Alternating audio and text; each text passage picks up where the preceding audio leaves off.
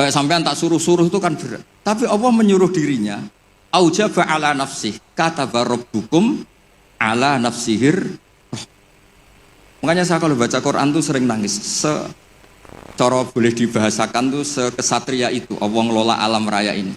Tuh Mbah Mun guru saya sering bilang, Islam tuh gak pernah trauma sama orang kayak jenengan. Traumanya tuh sama orang khusyuk, orang bener. Itu bikin trauma Islam itu. Itu Jalaluddin Rumi pas mau meninggal tuh santri-santrinya nangis. Terus kata beliau, kamu harusnya gak usah nangis, kamu harusnya seneng. Kamu punya guru yang sekarang mau ketemu sama yang sangat dicintai. Kamu itu santri bodoh betul. Gurunya mau ketemu yang dicintai kok kamu nangis. Ayo tertawa semua. Tapi kalau kamu praktekkan, di bengkolan orang banyak kamu. Itu akhirnya santrinya senang gurunya. Alhamdulillah guruku mati. Alhamdulillah. Assalamualaikum warahmatullahi wabarakatuh. Alhamdulillahirabbil alamin wassalatu wassalamu ala asyrofil mursalin sayyidina maulana Muhammadin wa ala alihi washabihi ajmain amma ba'du. Niki nderekaken tuh ngikuti yang diinginkan Abi Quraisy. Terima kasih Pak Nazar karena sudah jenengan bingung semua. Jadi kalau jenengan ingin Islam legal formal ya ikut Pak Nazar karena Menteri Agama itu yang ngatur Islam secara legal formal. Kalau ikut saya berarti ya ilegal.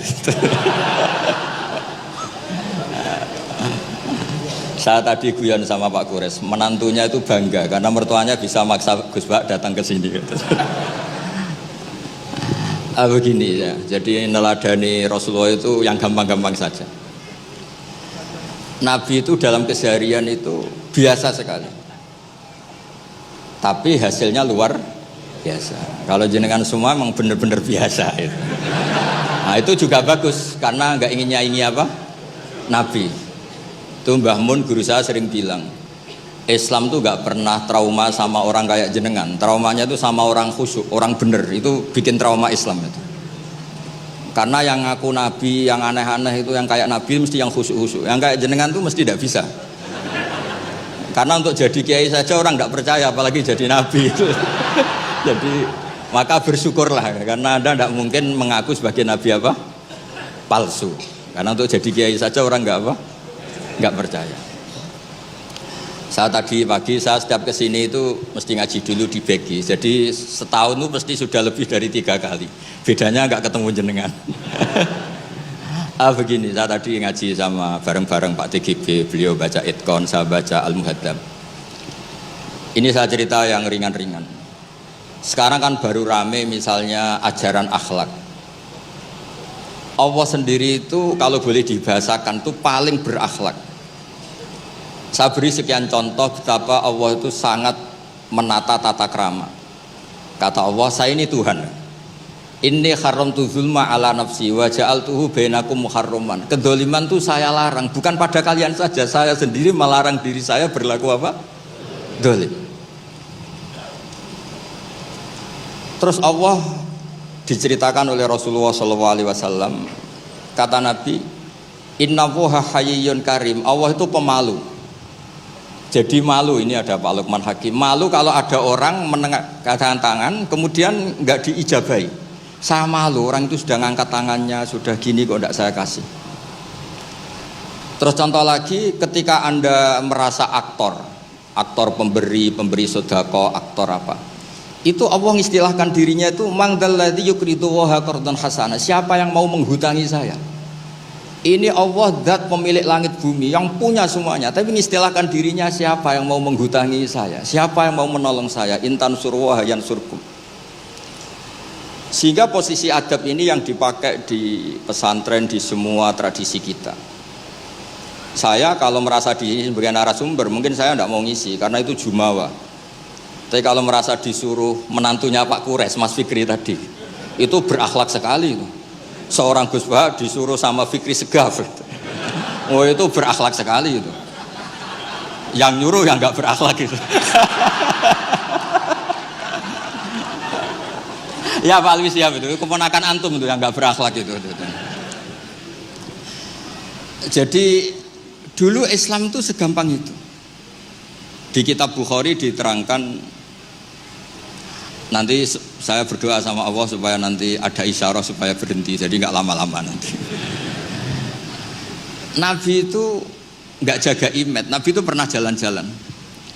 Kebetulan saat itu mau haji. Itu dicegat sama perempuan Imra'atun bin Khosam. Itu ceritanya semuanya seputar manusia. Imra'atun bin Khosam ini cantik sekali. Kendali untanya Nabi dipegang, terus kata Imra'atun bin Khosam, ya Rasulullah, inna faridatahu ala ibadi adrokat abi syekhon kabiron. Nah ini saya menunjukkan apal bukan karena saya pinter, bukan, tapi memang pinter bener, maksudnya bukan. Karena kenapa saya nyebutkan Arabnya bukan apa, karena nanti bisa dikoreksi Pak Kures kalau salah terjemah atau salah arti. Dan saya mohon doa jenengan ini Mas Lukman Hakim supaya jadi kiai. Abahnya itu kiai, saya itu ngefans sama abahnya. Saya sering baca soroh kata, makanya saya tagih. Jadi malah ngarang bahasa Indonesia. Abahnya itu kalau ngarang bahasa Arab. Kayaknya jaga sopan. Kalau nyanyi abahnya kan nggak sopan, makanya terus dibawa. Itu ya bagian dari Islam juga. Saya pernah ditegur sama murid-muridnya Mbah Mun, Gus, kamu itu ngaji kayak saya, maksimal takrib. Kenapa? Kalau saya ngaji Wahab kayak Mbah Mun, tidak sopan namanya. Di bawahnya saja biar tetap apa? Sopan. Teman saya itu ngilhami saya sampai sekarang, bilang gini, Gus nanti jangan terlalu soleh ya, biar surganya sama saya katanya. Kalau terlalu soleh nanti surganya sama Mbah Mun, apalagi sama Rasulullah sungkan, gak iso ngopi-ngopi.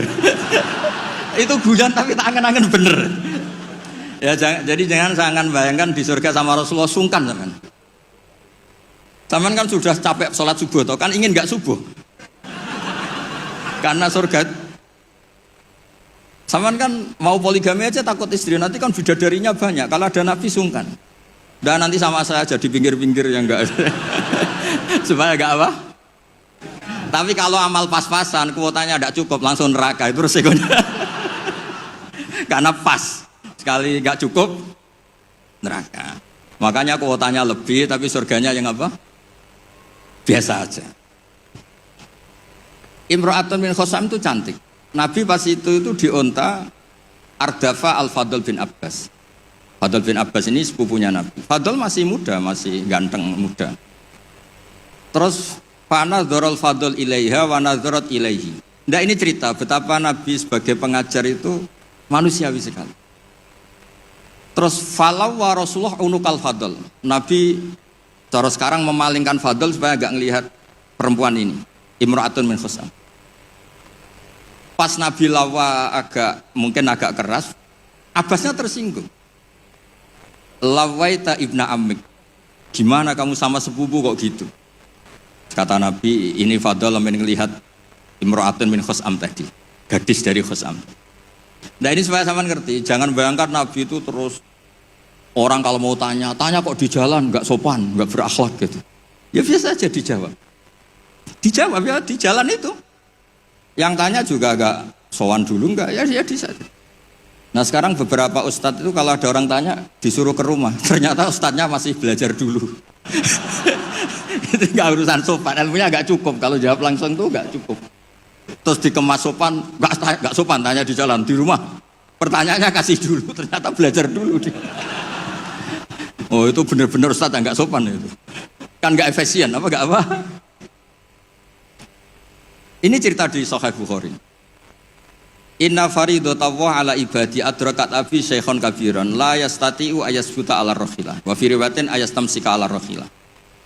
Afa ahujju anhu. Bapak saya itu tidak kuat haji. Dan sekarang haji sudah wajib. Ini gimana? Apa saya perlu hajikan? Itu awal ada haji niabah. Kalau di masyarakat disebut kaji amanah. Jadi kaji amanah itu tidak nunggu meninggal, orang stroke, nggak mungkin haji itu sudah bisa dikajikan apa? Aman. Saya itu punya teman kurang ajar sekali Pak Kures. Saking kurang ajarnya bapaknya itu hidup. Bapak kamu kajikan plus, mahal kok kaji plus, masih 400 juta.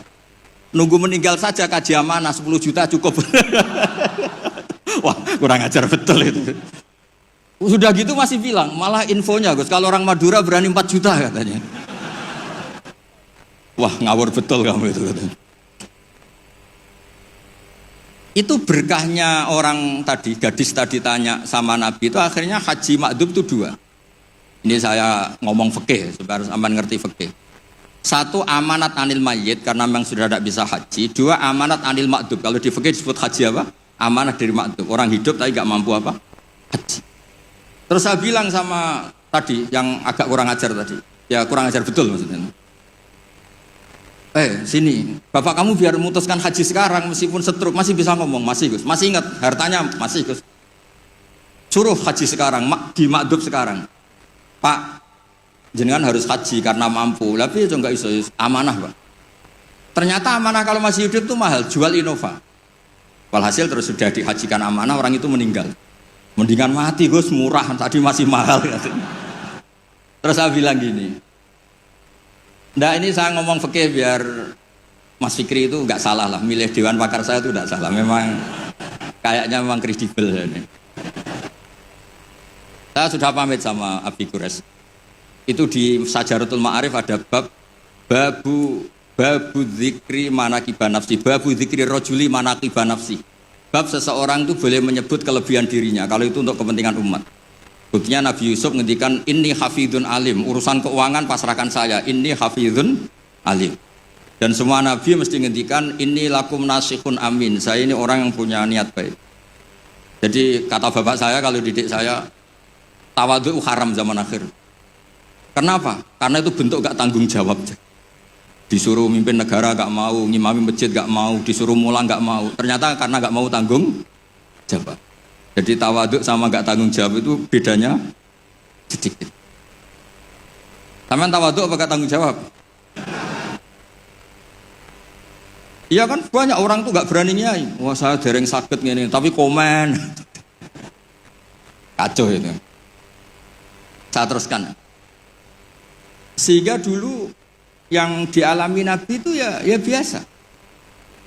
Sampai di Bukhari dibabkan berkali-kali. Babul futya fit thoriq. Bab Nabi itu biasa ngasih fatwa di jalan. Ada lagi dibabkan babu hajjil mar'ati anir rojuli. Biasanya di fikih itu kan pola ibadah lelaki sama perempuan kan beda. Tapi di bab haji niyabah, ini ada Buya Aksin Sakho. Itu perempuan boleh menghajikan bapaknya. Makanya diulang lagi babu hajjil mar'ati anir rojuli. Bab perempuan menghajikan lelaki. Kayak apa luar biasanya Nabi. Jadi Nabi itu kesehariannya biasa.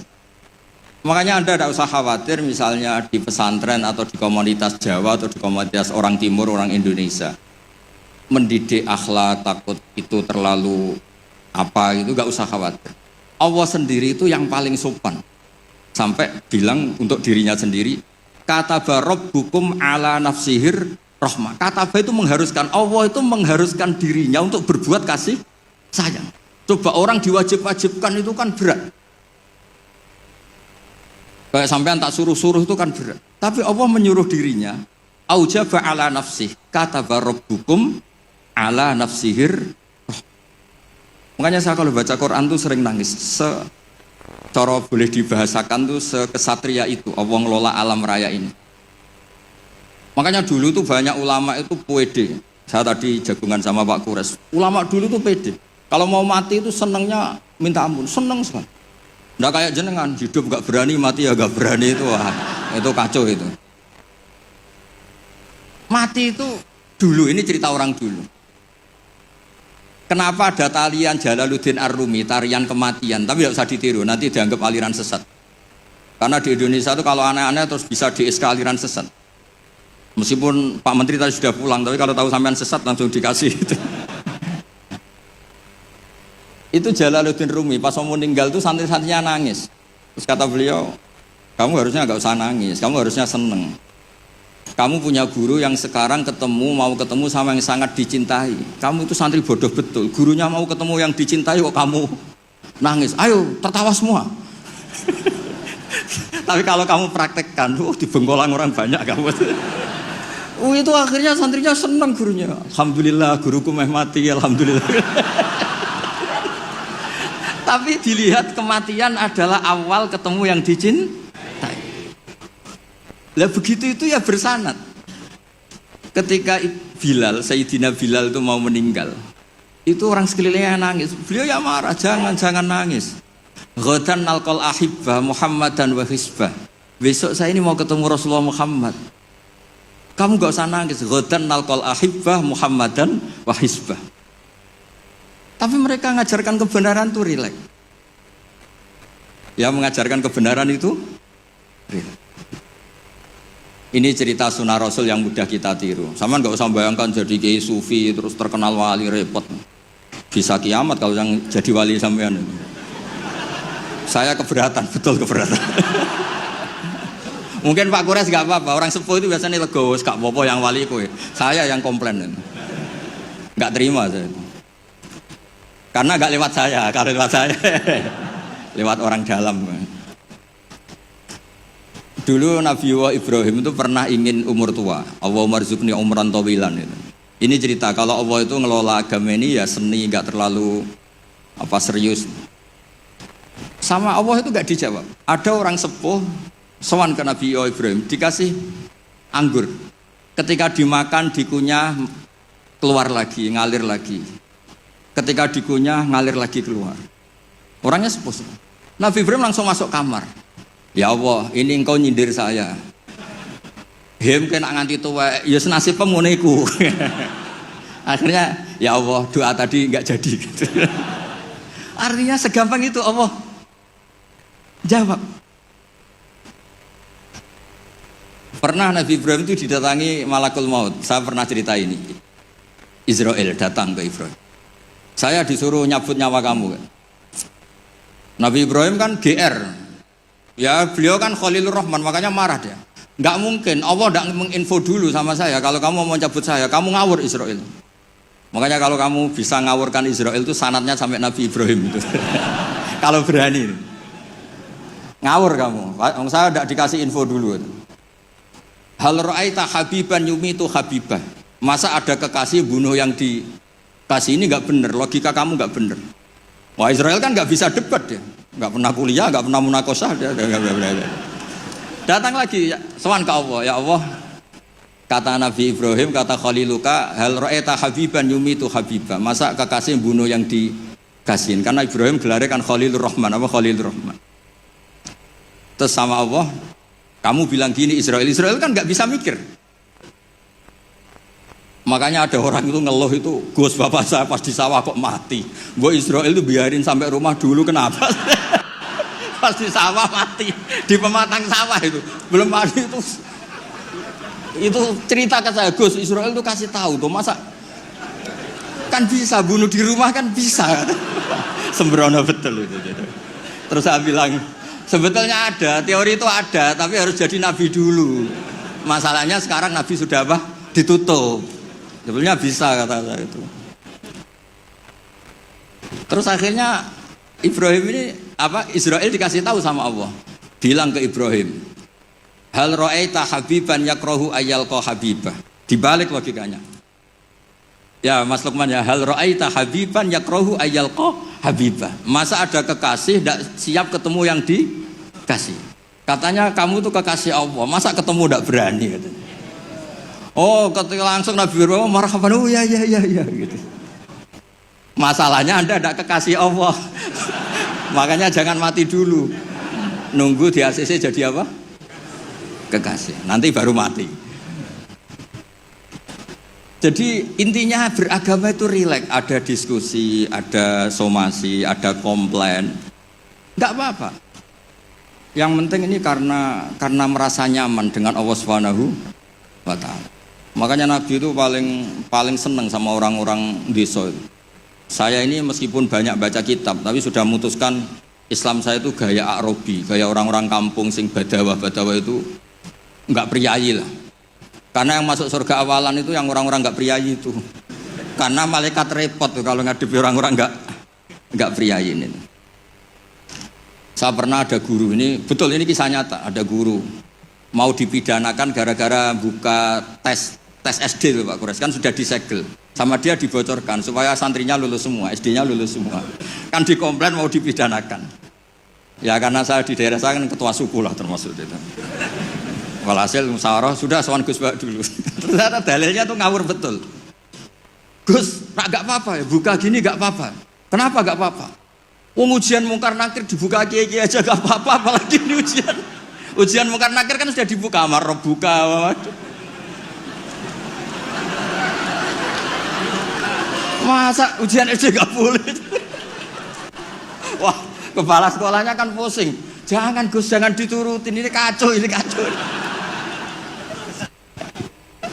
Ya saya bilang akhirnya, ya masalahnya kepala sekolah sama polisi itu tidak mungkar nakir. Jadi ya beda. Gitu Gus ya tak kira sama Gus.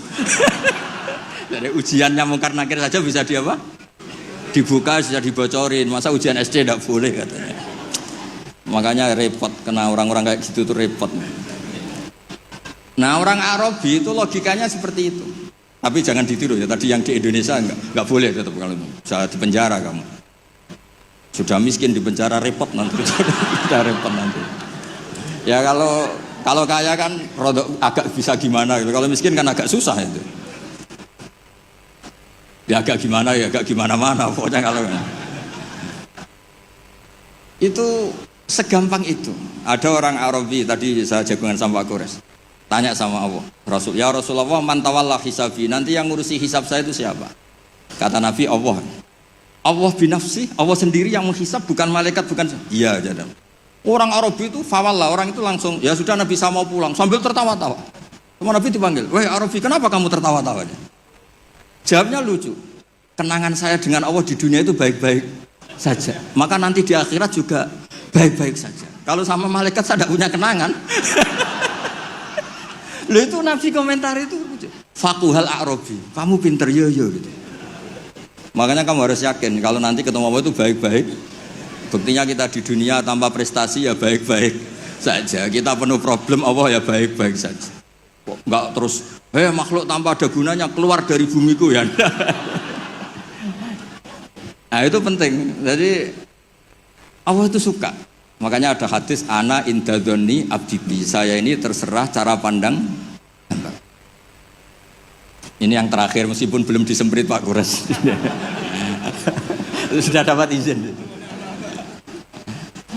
Di kitab Ihya, saya berkali-kali cerita ini. Kitab Ihya itu meskipun hadisnya banyak yang nyoal, tapi kitab itu kitab keramat. Makanya ada pensara Ihya namanya Sayyid Zabidi itu. Beliau sering ngendikan hadal hadis min haisul matnu dhaif lakinnahu masyhurun wa yu'adituhu fil makna al ahadits as-sahihah. Jadi intinya itu hadis ini secara teks memang masalah, tapi secara makna dikuatkan oleh sekian riwayat-riwayat yang sahihah. Jadi yang dhaifnya itu hanya min haisul lafdu atau hadal lafdu bi ini masalah, tapi min haisul makna itu enggak masalah. Ada orang itu sudah di neraka 2 dipanggil sama Allah ke surga. Allah itu tanyanya unik. Ini di terakhir kitab Ihya di kitab Ar-Raja. Gimana rasanya di neraka? Karena di neraka ditanya sama Allah. Wah, enggak enak Gusti. Kami tanya, "Lah kamu gimana di neraka?" Wah, enggak enak Gusti. Sudah diborgol, dibakar api, pokoknya enggak enak Gusti. Terus yang satu disuruh, ya sudah kembali lagi ke neraka. Itu lari semangatnya minta ampun, lari ke neraka, semuanya minta ampun. Marhaban ya Allah, ya sudah lari ke neraka. Lah kan dia, wih kok semangat gitu. Terus dipanggil sama Allah, kenapa kamu semangat masuk neraka? Karena ini perintah engkau. Saya sampai masuk neraka itu gara-gara kalau engkau perintah tidak pernah nurut, makanya kali ini saya nurut. Lari ke neraka. Ya sekaligus ini ijazah, nanti kalau disuruh ke neraka lari sekencang saya ini sudah trauma, sudah nyesal karena dulu ketika engkau merintah saya tidak pernah nurut, makanya saya semangat gitu, nurut karena ini perintah jenengan. Terus pas lari kencang neraka sama Allah dipanggil lagi. Ya sudah kamu anak baik, di sini aja. Nah khawatir saya nanti kalau kamu lari ke neraka sama Allah dibiarin. Nah itu tidak tahu saya ini. Tapi berkahnya ngaji ini, kamu husnudzon saja, nanti dipanggil apa? Woi anak baik, tak suruh langsung apa? Langsung lari. Itu cerita di Ihya. Yang kedua, yang satu agak bandel. Ayo kamu kembali lagi ke neraka, kamu kan penghuni neraka. Diam saja. Terus kenapa kamu diam? Teman kamu lari kok kamu diam? Saya itu yakin ketika engkau memanggil saya ke surga itu tidak akan lagi mengeluarkan dari surga. Itu keyakinan saya. Tadi GR. Terus sama apa? Ya sudah. Anak indadoni abdibi. Jadi dua-duanya itu benar. Jadi segampang itu beragama. Nanti di akhirat gak ada komentator, gak ada analis, gak ada aman. Jadi tidak bisa kamu menganalisis Allah. Nanti mau apa ya? Tidak bisa. Apalagi masuk TV, gak bisa. Jadi hubungan dengan Allah itu segampang itu. Nah, saking gampangnya hubungan dengan Allah itu Nabi pernah bikin MOU sama Allah, dan itu yang dipakai seluruh kiai di seluruh dunia, di semua kitab. Ya Allah, manusia itu kan tempat salah dan lupa. Bu ya, jangan langsung menghisap kalau ada manusia salah dan lupa. Loh, itu sama Allah diturutin. Makanya Nabi ngendikan, uqtitu khamsan lam yu'tahunna ahadun qabli. Di antara yang disebut tuh khawatimu suratil Baqarah. Coba kita ini disuruh Nabi dan dilegalkan Allah. Enggak terima menteri agama, yang legalkan Allah Subhanahu wa taala ini. Disuruh berdoa, Rabbana la tu'akhidna in nasina. Allah, coba. Doa itu kan agak ngawur sebetulnya. Masa lupa atau salah minta dimaklumi. Coba kalau sampean punya manajer di kantor, Pak, kapan-kapan kalau datanya tak tumpahin teh maklumi ya. Oh, langsung di PHK kamu. Kapan-kapan kalau bapak manggil dan saya lupa nggak datang, maklumi Pak ya. Oh, PHK. Tapi ini satu doa yang disahkan Allah, disuruh berdoa, Rabbana la tu'akhidna in nasina. Ya Allah, jangan kasih sanksi kami ketika kami salah atau lupa. Terus qala na'am, Allah ngendikan na'am ya. Coba kalau Allah pakai teori semua kesalahan kita disanksi langsung, nggak ada manusia di bumi, sudah habis semua. Wong khotib Jum'ah kelihatannya ibadah tapi nyindir tanggane. Kan yo repot. Orang sering itikaf di masjid, ternyata baru masalah dengan istrinya. Wan semuanya masalah. Ngustad kadang ya profesi lain nggak pernah prospek, terus profesi ustad. Oh, repot semua. Ada yang tidak ngustad, sok-sokan ikhlas bertani, ternyata nggak pernah ngajar. Akhirnya satu kampung bodoh semua. Semuanya masalah. Dan kita diberi fasilitas Rabbana la tu'akhidna in nasina au akhta. Kayak apa baiknya hadatin? Makanya belum ada kata yang ngarang Hikam Ibnu Athaillah sekarang, enggak ada sebaik Allah. Kalau orang lain maklumi kamu karena enggak tahu borok kamu, tapi Allah ini tahu borok kamu, tahu salah kamu, tapi tetap maklumi. Makanya mas sahibaka man sabika wa bi'ibika alim. Ini enggak ada yang nemani kamu, tahu aib kamu sebaik Allah. Makanya kitab Hikam itu ada kata-kata yang bagus. Innama akromaka jamilu satri. Ketika kamu terhormat itu sebetulnya saking pandai-pandainya Allah menutupi aib kamu. Coba misalnya rata-rata ini bapak-bapak, ibu-ibu nikah sama perempuan itu pilihan terakhir apa pilihan sejati? Terakhir kan? Coba itu kalau direkam, saya sebetulnya cinta ini, tapi nggak dapat ya dapatnya. Terus itu terekam, kayak apa prahara keluarga itu? Saya sebetulnya ingin ini, tapi nggak kesampaian, akhirnya sedapatnya. Istri kamu ya ada rekaman gitu, mertua kamu ya punya rekaman itu. Sebenarnya saya nggak suka sama mantu ini, tapi berkali-kali ikhtiar dapatnya ini. Coba kalau orang Indonesia mulai zaman Pak Karno sampai sekarang terekam. Wah, melihat Swiss atau Finlandia, negara semakmur itu, nyesal jadi orang Indonesia. Wah, bisa langsung dicabut tuh paspor kamu. Jadi semua kebaikan yang kita nikmati sebetulnya innama akromaka jamilu satri. Kita ini begitu terhormat karena baiknya Allah menutupi aib kita. Coba kalau aib kita dibuka, cara diskusi kita, logika kita dibuka. Ya contoh gampang suami istri tuh. Rata-rata orang nikah itu pilihan terakhir apa pilihan sejati? Loh, jujur semua. Nah, ini istri kamu udah datang, tenang saja. Semua perilaku sosial kita mesti begitu. Makanya innama akromaka jamilus satri. Makanya doa-doa kita mustur aurati wa amin rawati. Lah terus kitab Hikam mengajari kita begini.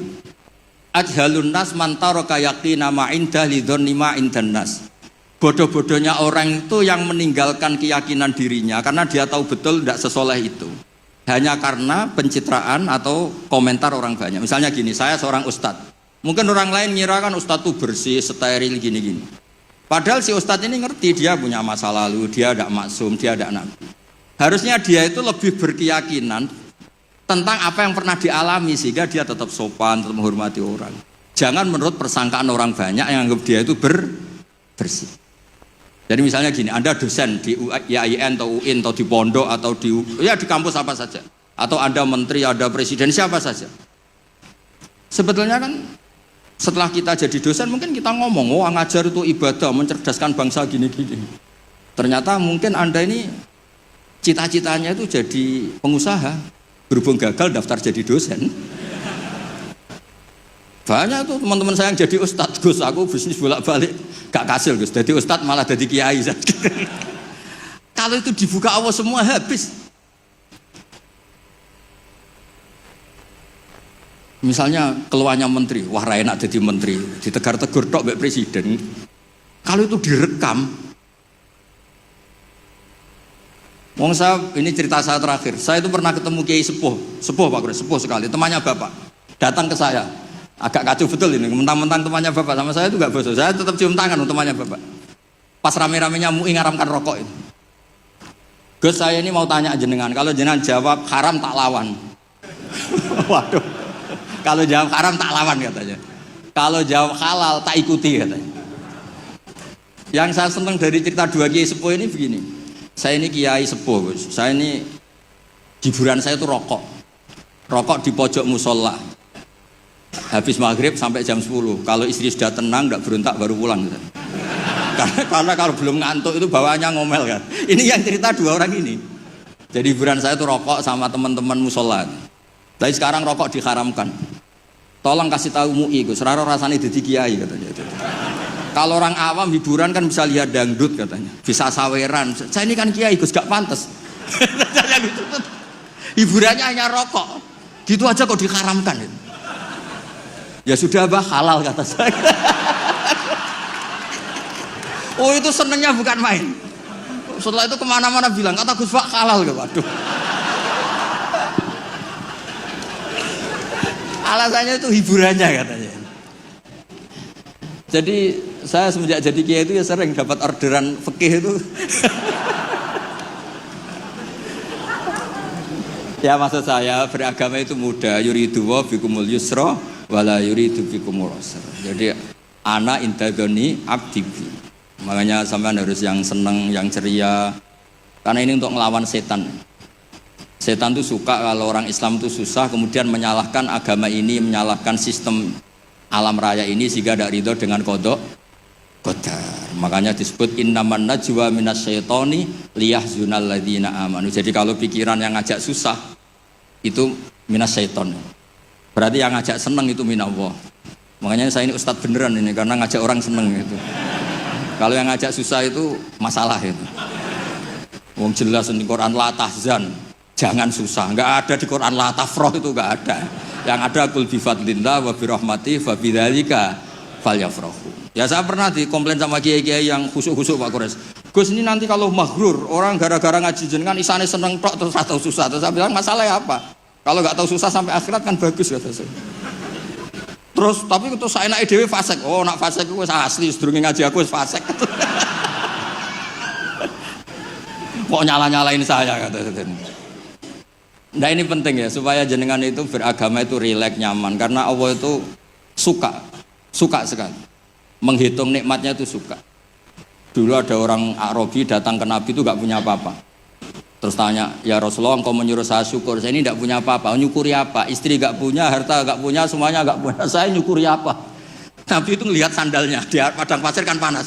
Lah itu dua sandal kamu. Kalau kamu gak punya ini panas. Oh iya ya Gusti, alhamdulillah, alhamdulillah. Hanya punya sandal itu. Ya kayak sampean itu kan ceria, punya nekat saja cukup lah.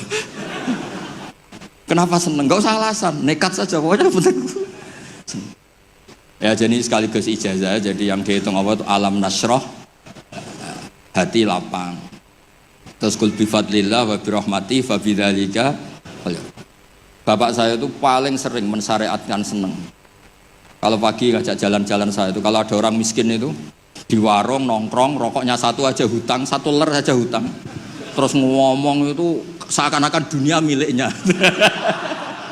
Itu kata bapak, itu hamba paling dicintai Allah katanya. Kalau presiden orang kaya seneng itu kan wajar, alasannya jelas. Ini nggak punya alasan untuk seneng. Sudah biar tetap seneng gitu. Nanti kalau gugat Allah malah repot kata. Kalau gugat Allah malah apa? Repot. Lu itu betul. Orang itu masih hidup kalau ketemu saya. Gak enak Gus dadi jenengan dadi kiai. Nakal ra pantes, gak mulang gak pantes. Enak dadi kula Gus. Apa wae pantes. Wah, repot. Ya sudah gak apa-apa. Sementing kamu gak gugat Allah kata saya itu. Karena tadi ketika orang-orang miskin dikelola nyuwun sewu orang yang tidak bertuhan, ini terus malah yang digugat Allah Subhanahu wa ta'ala. Makanya Sayyidina Umar dari sekian sanad, ini biar kita sepak kures, dari sekian sanad yang saya terima dari guru-guru saya, dari Mbah Mun, dari itu Sayyidina Umar tuh punya riwayat dari Rasulullah itu unik. Inna woha kallafani an asrifa an hudu'a. Ya saya ulang lagi, inna woha kallafani an asrifa an hudu'a. Allah itu memaksa saya supaya apa-apa itu gak ngelibatkan Allah. Karena kalau apa-apa ngelibatkan Allah, ini kalau Allah kuasa kenapa ada orang miskin, kalau Allah kuasa kenapa ada orang terlantar, malah repot semua. Orang dilatih Islam menyalahkan dirinya sendiri. Rabbana dzolamna anfusana. Makanya Umar terus pidato, jika ada orang yang tidak makmur ketika saya jadi khalifah, salahkan Umar, jangan nyalahkan Allah. Anda punya pemimpin yang tidak becus. Kalau Sayyidina Ali mirip cuma agak kacau, diskusinya agak kacau, tapi kacau ilmiah tetap bagus. Ada orang lapor, ya Ali, ketika kita dipimpin Umar, dipimpin Abu Bakar, Umar baik, kenapa setelah kau pimpin kacau? Konflik, kata Ali, ketika Abu Bakar Umar mimpin, itu rakyatnya baik-baik kayak saya.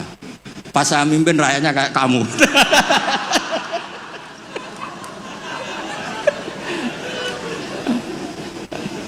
Makanya nanti kalau kamu nyalahkan saya, zaman Mbah Mun gini, zaman Gus Pak gini, pas Mbah Mun ngiai, santrinya kayak saya. Pas saya ngiai, santrinya kayak kamu. Nggih, ngoten. Assalamualaikum warahmatullahi wabarakatuh.